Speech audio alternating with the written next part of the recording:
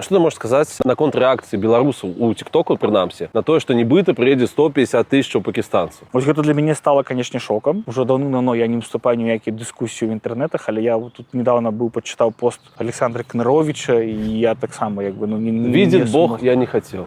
Не смог пройсці мимо, тому што калі прыводзіць вось гэтую статыстыку там простую, то канешне все выглядае не вельмі добра. Але калі гэта павярнуць у іншы бок, мы берем умоўнае грамадства умоўнай Новай Зеландыі, якая вельмі далёка ад нас, якая нічога пра нас не ведае, і умоўны ўрад умоўнай Новай Зеландыі хоча пусціць беларусаў, якія такія душачкі, лапочки, адукаваныя, айцішнікі і так далей.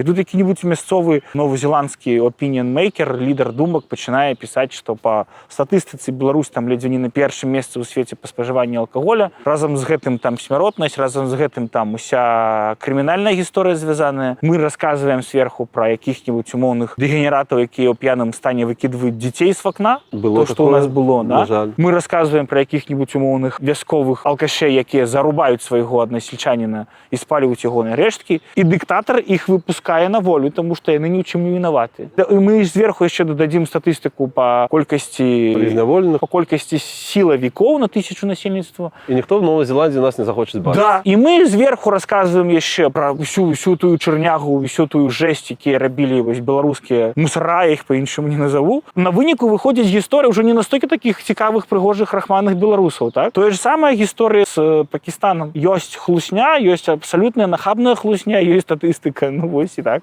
Тому для меня это, конечно, было шоком. Люди, которые ніколі не былі, ніколі нічога не ведаюць. І люди, я лічу, слаба адукаваныя, пачынаюць там разважаць пра вось тое, што зараз яны ўсе прыйдуць, пачнуць нас тут усіх гвалтаваць, там будаваць мечеці і так далей.